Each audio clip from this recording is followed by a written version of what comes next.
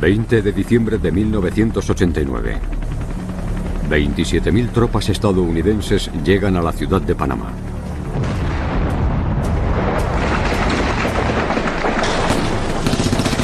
Es la mayor invasión estadounidense desde la Guerra de Vietnam. Su misión: capturar a un hombre. El dictador militar de Panamá, Manuel Noriega. Estados Unidos se enfureció con este dictador que lo desafiaba.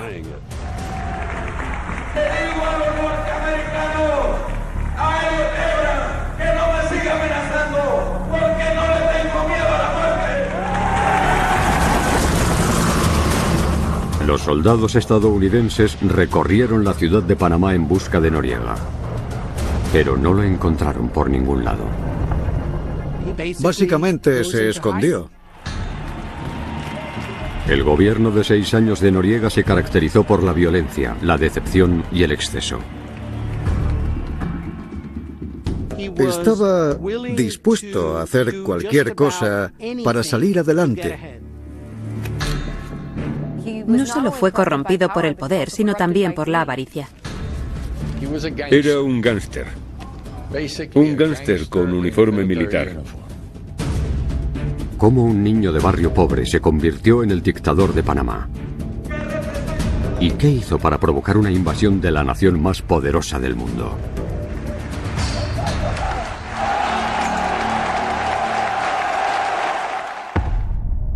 Las dictaduras han tenido un increíble impacto en el último siglo. Los dictadores aprenden los unos de los otros. Cada uno es diferente, pero muchos usan las mismas tácticas. Uso del miedo. Propaganda. Control de élites. Propaganda. Creación de un enemigo. Culto a la personalidad. Uso de la violencia. Estas son las herramientas que los dictadores utilizan para mantenerse en el poder. Dictadores. Manuel Noriega. El ascenso de Manuel Noriega a dictador fue casi un milagro dadas las terribles circunstancias de su infancia. Nació en la ciudad de Panamá en 1934. Quedó huérfano a los 5 años y a Noriega lo crió su madrina en la zona de mercados de Terraplén. Los jóvenes que nacían en esa clase social tenían pocas posibilidades de alcanzar la prominencia y el poder. Durante la infancia de Noriega en su barrio pobre, se mofaron de él por su baja estatura y por tener cicatrices y acné. Pero encontró una manera de tener mejor suerte en la vida. Noriega destacó en sus estudios. Era increíblemente inteligente, un buen alumno, y siempre sobresalía en las clases. Noriega se aplicó y consiguió entrar en la mejor escuela secundaria de la ciudad de Panamá.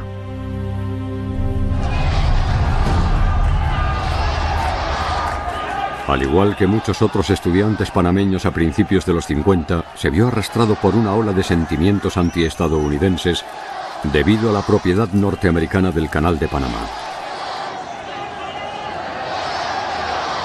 Es un conflicto que desempeñó un papel clave en su vida y preparó el escenario para su futura dictadura.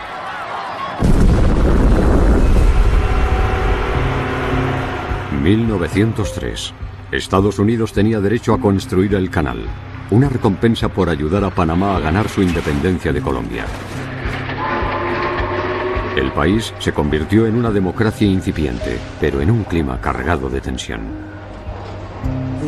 El tratado que le dio a los Estados Unidos la autoridad para construir el canal le otorgó el control a Estados Unidos para siempre. El canal se abrió en 1914 y transformó el comercio internacional al unir los océanos Atlántico y Pacífico. Generó más de $20 millones al año para los Estados Unidos y Panamá solo recibió una fracción. Se convirtió en una fuente de irritación porque Estados Unidos creó lo que en esencia era una colonia estadounidense en mitad de nuestro país. Se le llamó la Zona del Canal. Era una franja de tierra a ambos lados del canal ocupada por unos 57.000 estadounidenses, en su mayoría militares.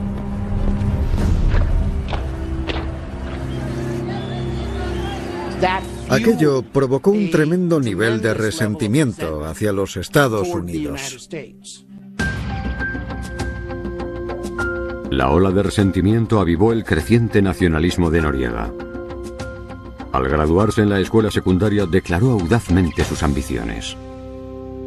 En su anuario dijo: mis ambiciones son ser psiquiatra y presidente de Panamá. Pero las aspiraciones de Noriega eran casi imposibles debido a la estructura de clases de Panamá. Provenía de herencia criolla, una mezcla de ancestros africanos y europeos. La élite caucásica, solo el 10% de todos los panameños, había ocupado los puestos de poder en el país desde su fundación. Cuando Noriega trató de hacerse médico, la dura realidad le dio una bofetada. No ingresó en la Facultad de Medicina porque había un número limitado de vacantes y casi todas las ocuparon los blancos de clase alta de la otra parte de la ciudad. Pero Noriega seguía motivado por conseguir su objetivo, y cuando se encontró con un amigo que estaba en la escuela militar, decidió seguir otra ruta, una tomada por muchos aspirantes a dictador. Es bastante común que los dictadores asciendan a través del ejército y finalmente, a través de un golpe militar, se establezcan como dictadores. En Panamá no hay organizaciones políticas muy fuertes en general, así que los militares tienden a tener importancia en escenarios así. Si Manuel Noriega llegaba a dirigir al ejército en Panamá, también podría gobernar el país. Pero en 1958, Noriega tenía 24 años y estaba muy lejos de comandar el ejército panameño. Se tomó un descanso cuando obtuvo una beca para una prestigiosa escuela militar. Estaba muy bien adaptado a la vida militar debido a su tipo de inteligencia. Es alguien que evalúa la situación, ve dónde está la mejor alternativa y va a por ello de forma decidida. Después de graduarse en 1962, Noriega se unió a la Guardia Nacional, la Fuerza Militar de Panamá. Meses después, le destinaron a Colón como subteniente. Allí se encontró con el hombre que lo llevaría a casi tocar el poder, el comandante Omar Torrijos. Torrijos era una figura atractiva y carismática. Y fue idolatrado por miembros del ejército. Noriega también lo idolatraba. Torrijos era un populista. Su sueño era recuperar el canal para todos los panameños.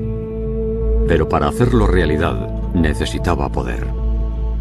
Torrijos era muy ambicioso. Su objetivo era convertirse en el jefe del país.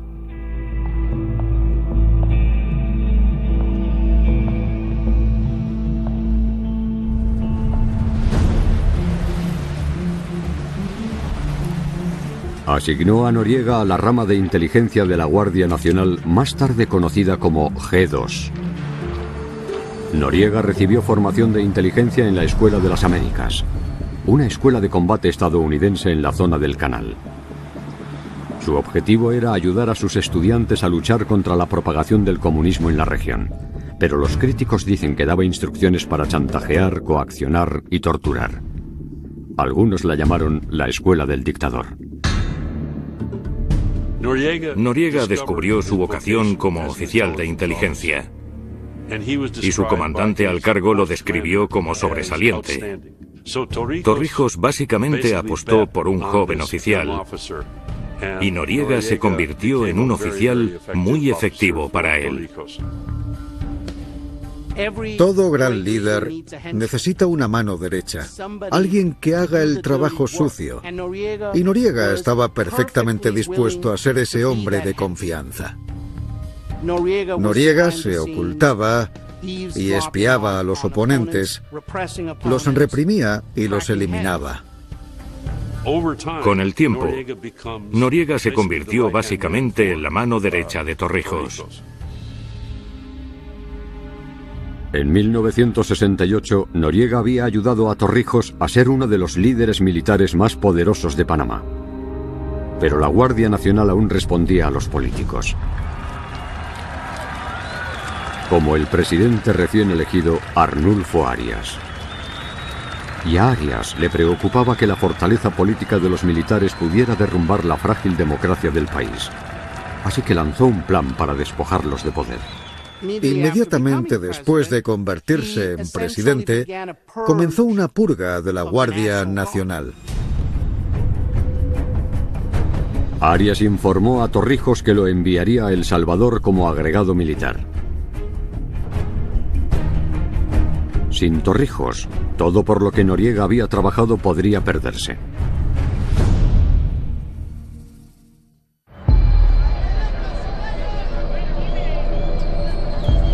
Para Manuel Noriega y su mentor, Omar Torrijos, la búsqueda del poder se había topado con un obstáculo.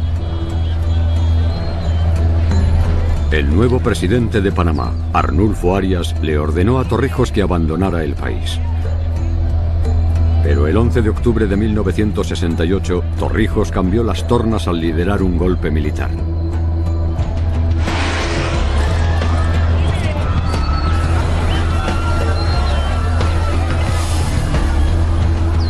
Noriega desempeñó un papel clave al cerrar las cadenas de radio y teléfono en la provincia de Chiriquí, la base de poder de Arias.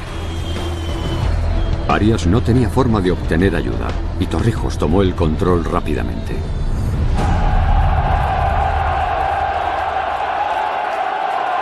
Omar Torrijos se convirtió en el dictador militar de Panamá. Noriega cosechó los beneficios cuando Torrijos lo ascendió a jefe de inteligencia militar, el jefe del G2. El chico del barrio pobre se convirtió en el teniente coronel Noriega. Su nuevo cargo abrió un camino más claro hacia el poder, el que toman muchos dictadores en su ascenso.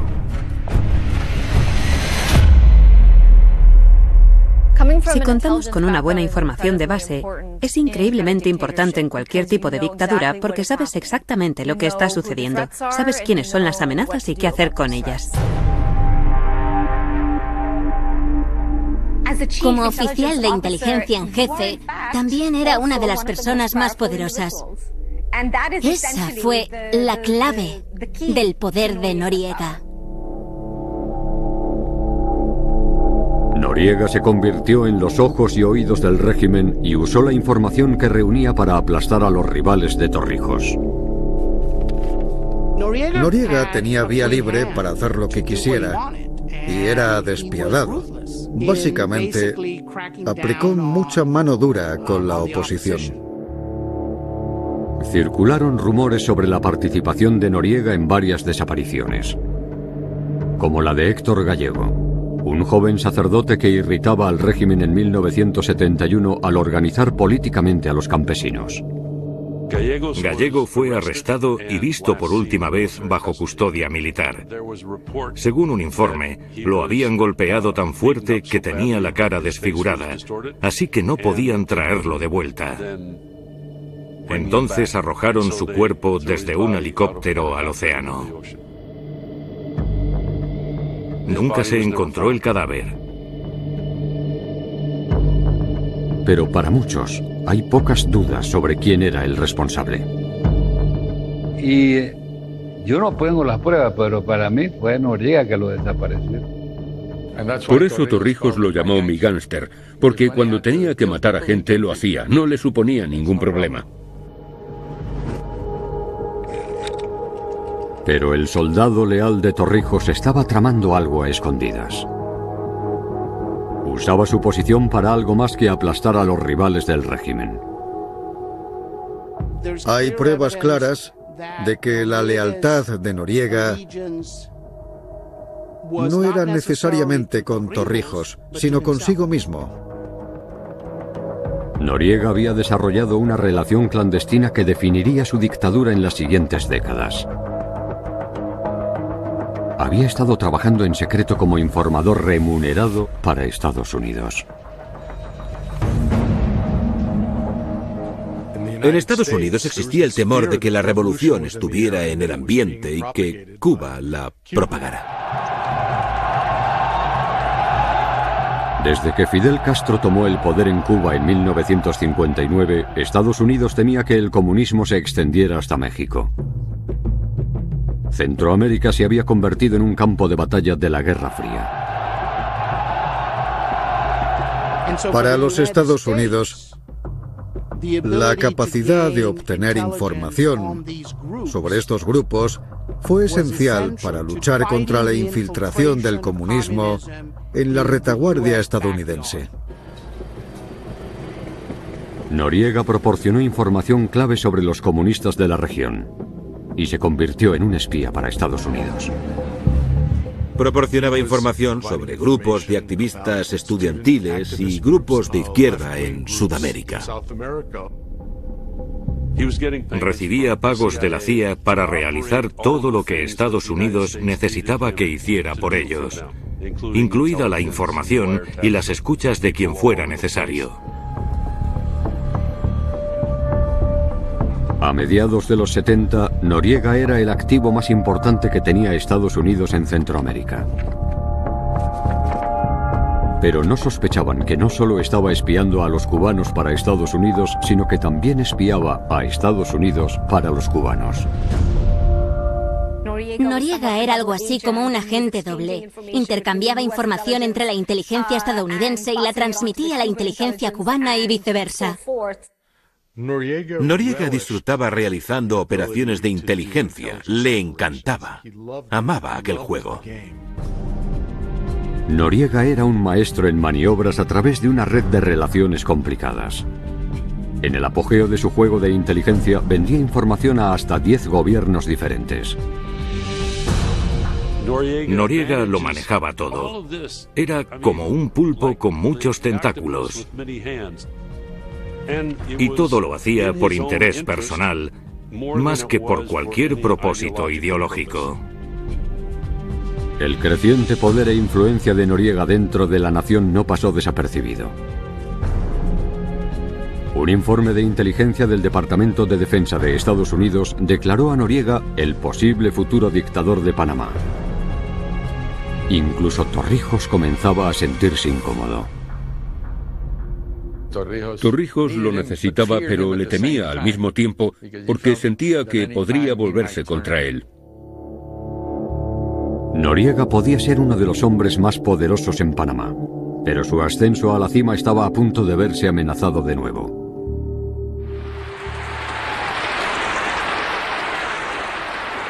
En septiembre de 1977, Torrijos firmó un tratado histórico con el presidente estadounidense Jimmy Carter.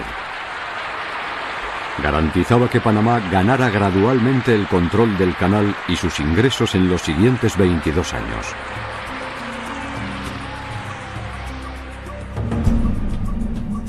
Fue una gran victoria para el pueblo, el país y Torrijos. Pero podría ser un desastre para Noriega. Durante las negociaciones, Torrijos prometió la transición a una democracia. Noriega vio peligroso ese proceso de apertura por la poca capacidad de los militares y de sí mismo de mantener el control. Y Noriega tenía razón. Los exiliados políticos que habían sido expulsados por el régimen regresaron a Panamá. Se planeaban elecciones libres.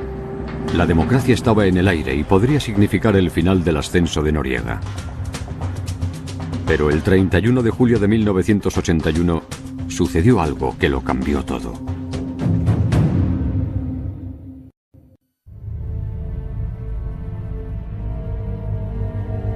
Panamá y su dictadura cayeron en el caos. El avión del general Omar Torrijos, de 52 años, desapareció al oeste de la ciudad de Panamá. Los restos se descubrieron pronto en las colinas del Cerro Marta. No había supervivientes. Siempre ha habido rumores, nunca demostrados, de que Noriega tuvo algo que ver con el accidente de Torrijos. Pero Noriega quedó oficialmente libre de sospechas en la tragedia. Y mientras el pueblo lloraba la muerte de Torrijos, surgió la pregunta: ¿quién lo reemplazará? La muerte de Torrijos resultó en un vacío de liderazgo. Y ese vacío lo tenía que llenar alguien. Como jefe del G2 y mano derecha de Torrijos, Noriega tenía el camino abierto al liderazgo. Todo lo que tenía que hacer era tomar las riendas. Noriega era el principal oficial de inteligencia y al tener más acceso a lo que estaba sucediendo, las corrientes subterráneas en ese momento, aprovechó para avanzar en su propio plan secreto y llegar a la cima él mismo. En agosto de 1983, Manuel Noriega ocupó el primer puesto militar en el país: comandante de la Guardia Nacional. Al igual que Torrijos, era el líder de facto del país. De repente, Noriega se convirtió en el hombre más poderoso de Panamá y citó a Torrijos: el primer deber de un hombre en el poder es mantenerse en el poder. Pero eso no sería fácil. Noriega ya se enfrentaba a un obstáculo desalentador. Torrijos le había prometido a Estados Unidos que Panamá convocaría unas elecciones democráticas. Si cumplía esa promesa, Noriega podría ser apartado. Pero se le ocurrió una solución. Mientras él gobernaba en la sombra, un presidente marioneta haría lo que él dijera. Iba a ser una democracia bajo el control de los militares. Para llevarlo a cabo, Noriega necesitaba a su candidato marioneta, Nicolás Ardita Barletta, para ganar la presidencia.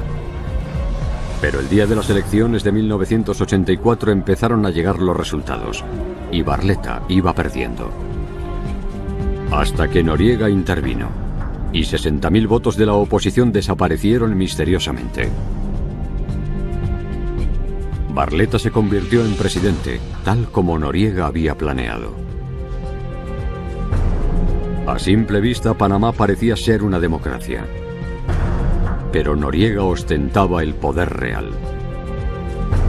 Él controlaba el ejército, el gobierno y la economía. E inmediatamente se dispuso a cosechar las recompensas. Atesorar fortunas personales para los dictadores es un símbolo de prestigio, grandiosidad e incluso invencibilidad.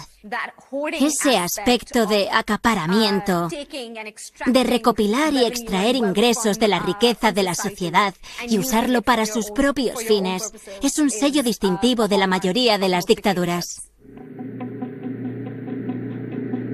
A principios de los años 80, Noriega vio una nueva forma de convertir su poder en dinero.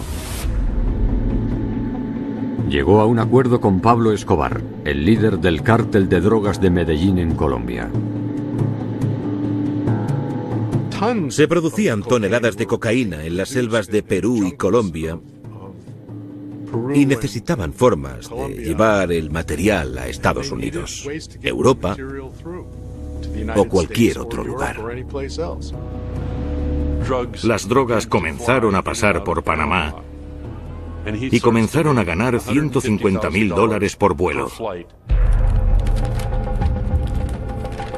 En los siguientes años, Noriega habría acumulado entre 10 y 15 millones de dólares. Y pronto Noriega no solo traficaba con drogas, sino también con armas, para los estadounidenses. La administración Reagan armaba a los contras en Nicaragua y otros rebeldes anticomunistas en América Central. Participó en el transporte de armas a las diversas fuerzas de combate en las guerras civiles centroamericanas. De esta forma, se convirtió en una persona clave en el negocio clandestino de América Central. Pero los planes de Noriega no pasaron desapercibidos. Hugo Spadafora, un guerrillero izquierdista muy popular, se enteró de sus actividades ilícitas y lo denunció públicamente. Para ustedes, estamos esperando el otro avión. Hugo Spadafora era un panameño alto, guapo, de ascendencia italiana. Como yo digo, un revolucionario romántico. Acudió a la televisión para decir que Noriega era un dictador y un narcotraficante que reprimía las libertades. Noriega estaba furioso. Noriega se enfureció aún más en septiembre de 1984, cuando Spadafora publicó tales declaraciones en el periódico opositor La Prensa. El impacto del artículo se sintió mucho más allá de las fronteras de Panamá. Incluso sorprendió en la Casa Blanca. Hasta entonces, el gobierno de Estados Unidos había hecho la vista gorda al tráfico de drogas de Noriega debido a su ayuda con la inteligencia y el tráfico de armas. Pero Estados Unidos se vio obligado a, por lo menos, aparentar que actuaba. Estados Unidos le dijo a Noriega que sabía que estaba involucrado en el tráfico de drogas y que eso no estaba bien. Noriega saludó y dijo: vale, ya lo he dejado. Pero Noriega engañaba a Estados Unidos. Simplemente redujo su papel en el tráfico de drogas. Y descubrió una forma de sacar aún más provecho de los cárteles al blanquear su dinero en bancos panameños. El contrabandista de drogas de Estados Unidos, Stephen Kaylis, tenía millones de dólares de dinero negro y no sabía cómo blanquearlo. Esperaba que Noriega pudiera resolver su problema. Conocí a Noriega y me dijo que pensaba que todo lo que estaba buscando lo podía encontrar en Panamá. Me proporcionó un refugio bancario seguro. Me permitió traer 30 millones de dólares que habían estado en una casa en Tampa, Florida. Y Kaylis fue solo la punta del iceberg. Noriega recaudaba alrededor de 10 millones de dólares al mes mediante el blanqueo de dinero de los cárteles, llegando a un total de 350 millones a principios de los 80. Después de atesorar su fortuna, Noriega lo disfrutó al máximo. Derrochaba en coches de lujo, mansiones y propiedades en todo el mundo. Tuvo un estilo de vida lujoso. Recibía mujeres hermosas desde los Estados Unidos. Le gustaba muchísimo la fiesta. Era divertido estar con él. El deleite del poder. Trabajaba como un padrino, ¿no? Noriega era el hombre más rico de Panamá, pero todavía no tenía lo que buscaba desesperadamente: respeto.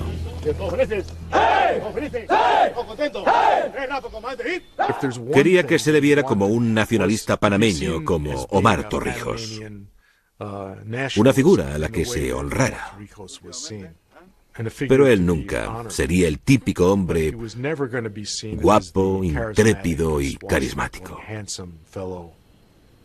Su apariencia física siempre fue en su contra, y aquello le resultaba doloroso, le afectaba mucho. El enemigo de Noriega, Hugo Spadafora, también era todo lo que Noriega no era. Y las críticas de Spadafora empezaron a volver a la gente en su contra. Hugo Spadafora señaló que iba a liderar un movimiento de oposición contra Noriega. Hugo Spadafora era una amenaza real para su poder.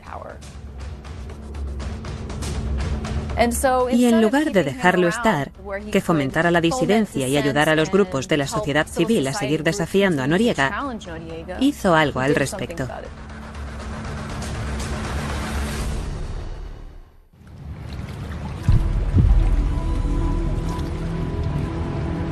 17 de septiembre de 1985. En la portada de La Prensa apareció una noticia escalofriante. El guerrillero y líder político Hugo Espadafora había sido asesinado. Lo encontraron en un río de Costa Rica metido en una bolsa de correo estadounidense. Lo decapitaron. Se dice que lo hicieron aún estando vivo y que lo torturaron con crueldad. Cuando ves esa fotografía, no la puedes borrar de la mente nunca más.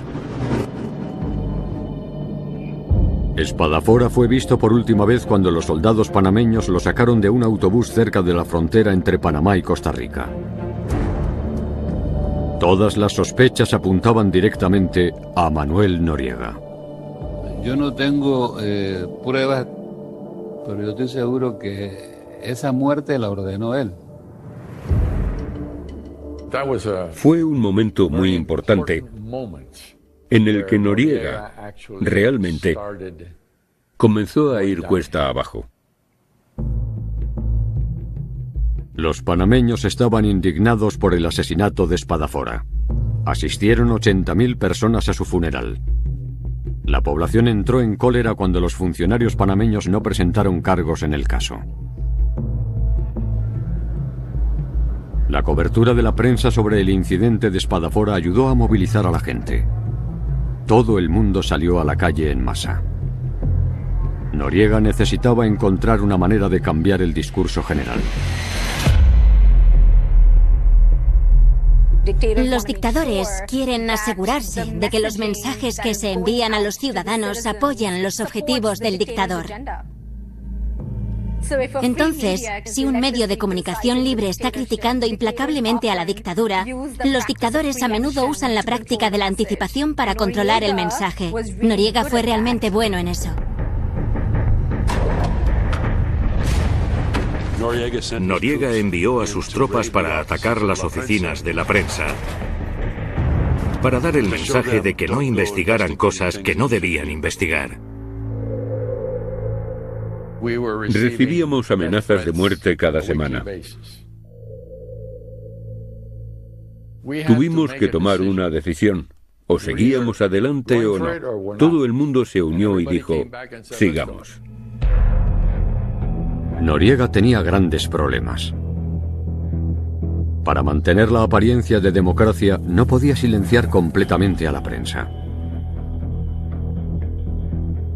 Y se enfrentó a las consecuencias cuando una promesa que hizo años antes regresó para perseguirlo.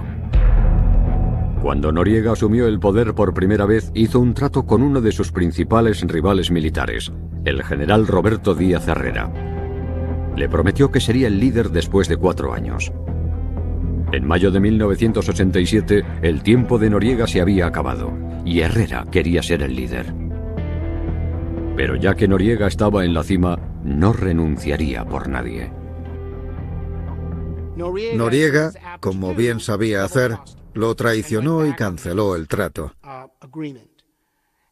Y simplemente colocó a Díaz Herrera en un puesto diplomático. Pero Herrera se negó a quedarse callado. Llevó su historia a la prensa e hizo unas declaraciones explosivas. Reveló que había ayudado a Noriega a manipular las elecciones de 1984. Peor aún, Herrera acusó a Noriega de ordenar el asesinato de Hugo Espadafora y de colocar una bomba en el avión de Torrijos.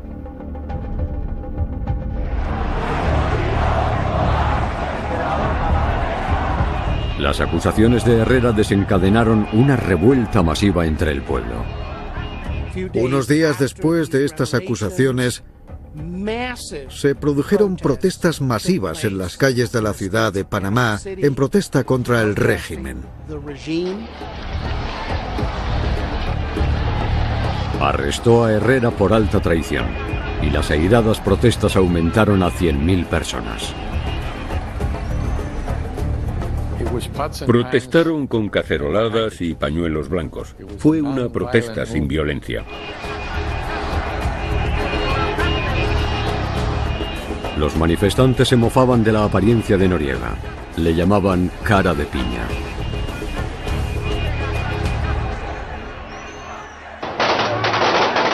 Y el dictador militar, enfurecido, tomó medidas duras.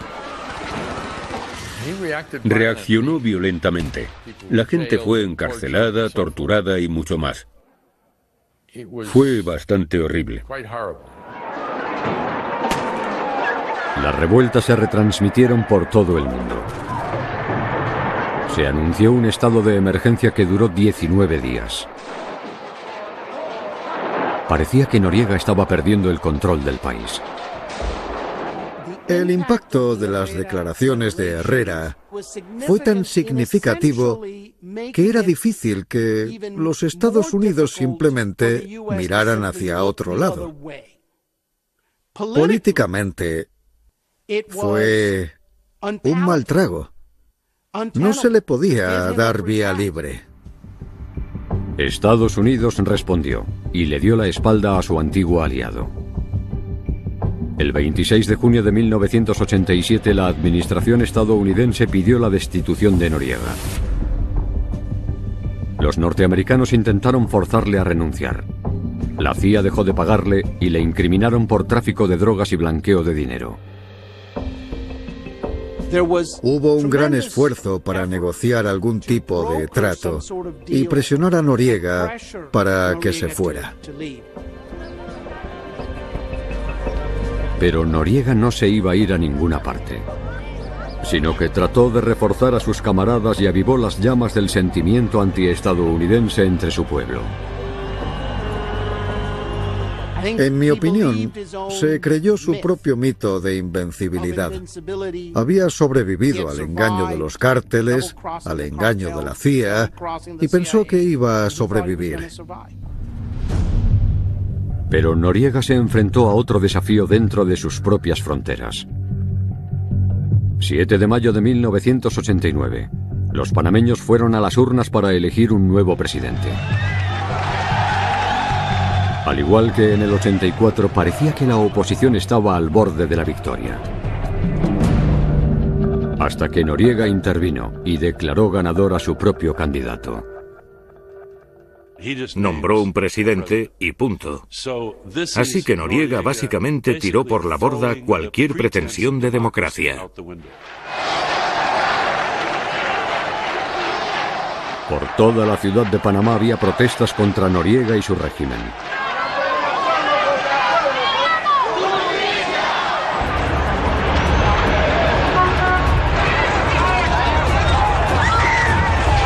El dictador envió a su propio grupo paramilitar, conocido como los Batallones de la Dignidad, para reprimir a los manifestantes.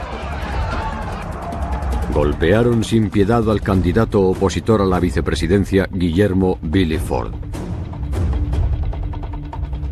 Existe una foto famosa de Billy Ford con la guayabera empapada de sangre. Esas imágenes fueron muy impactantes, porque de esta manera el mundo podía ver por primera vez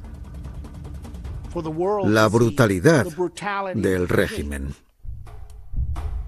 En Estados Unidos aumentó la presión para que el nuevo presidente, George H.W. Bush, tomara medidas. Hizo una petición pública para que Noriega renunciara. Pero Noriega ya no escuchaba a nadie de Estados Unidos, sino que intentó reunir a los seguidores que le quedaban. Le digo a los norteamericanos, a Herrera, que no me siga amenazando, porque no le tengo miedo a la muerte. El gobierno de Estados Unidos lo presionó hasta el límite, y él se sintió traicionado. Creo que llegó a un punto de inflexión. En realidad se derrumbó. Ya no tenía el control de sus emociones.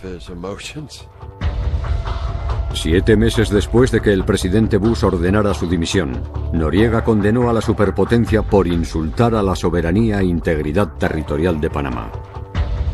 Noriega dijo que se estaba desarrollando un estado de guerra entre los dos países. Es como si se mofara de Estados Unidos en público para que todo el mundo lo viera.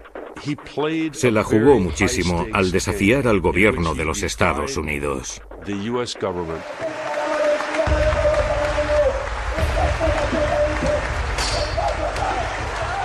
Hay un dicho que dice que Estados Unidos es como un mono encadenado.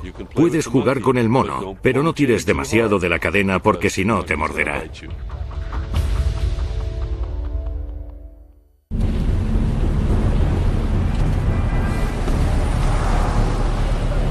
El comportamiento imprudente de Manuel Noriega provocó que las relaciones entre los Estados Unidos y Panamá rozaran la ruptura. El 16 de diciembre de 1989 finalmente se rompieron. Un oficial panameño disparó contra un automóvil estadounidense cuando se dirigía a un puesto de control militar y mató a un marine de los Estados Unidos. La muerte de ese oficial norteamericano que derramó el vaso. I will protect the lives of Americans in Panama, whether they're military or civilian. We will not let Americans' lives be put at risk by a dictator down there. 20 de diciembre de 1989. 27.000 tropas estadounidenses inundaron la ciudad de Panamá. Su misión, derrocar a Manuel Noriega.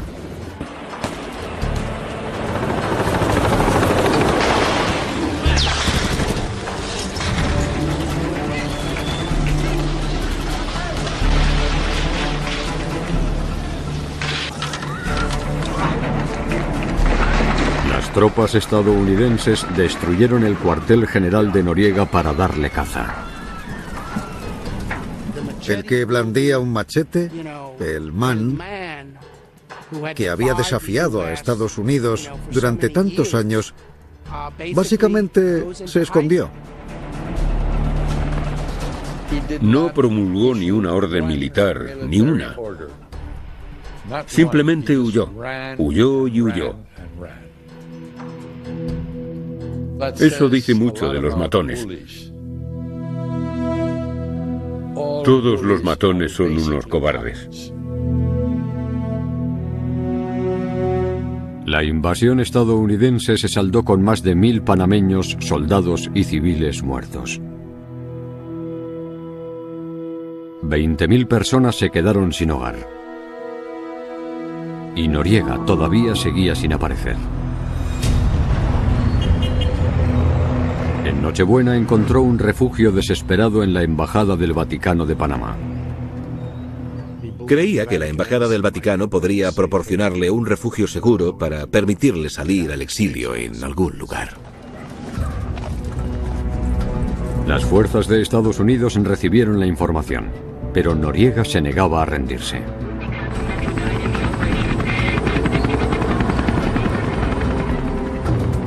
Frente a la embajada había una multitud ingobernable que pedía su cabeza y se burlaba de él con cánticos de cara de piña.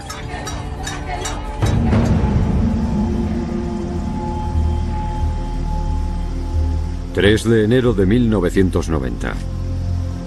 El dictador militar de Panamá se entregó a los Estados Unidos, pero con una condición. Quería entregarse con el uniforme puesto, pero luego los Estados Unidos hicieron algo que fue muy humillante. Tan pronto como arrestaron a Noriega, le hicieron quitárselo y le sacaron una foto con una camiseta arrugada. El dictador parecía un delincuente común. Y esa fue la imagen que enviaron por el mundo para mostrar que Noriega estaba detenido. Después de 6 años tumultuosos como dictador de Panamá, el niño nacido sin nada, que una vez lo tuvo todo, lo perdió todo. Noriega fue increíblemente codicioso. No solo fue corrompido por el poder, sino también por la avaricia. Y eso terminó siendo su perdición. El 9 de abril de 1992, Manuel Noriega fue declarado culpable por tráfico de drogas, crimen organizado y blanqueo de dinero. lo condenaron a 40 años de prisión. Los panameños se regocijaron en las calles. 2017. Después de 25 años preso, Noriega falleció a los 83 años.